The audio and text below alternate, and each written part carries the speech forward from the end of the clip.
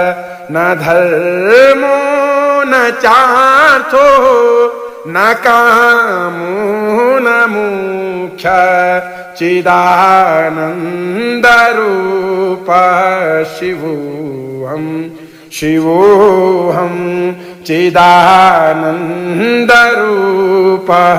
शिवोऽहं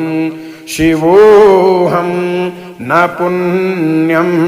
न पापं न सौख्यं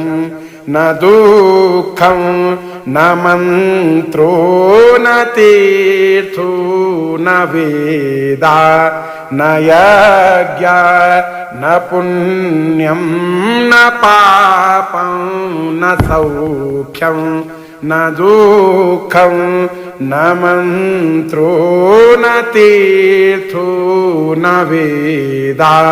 न यज्ञ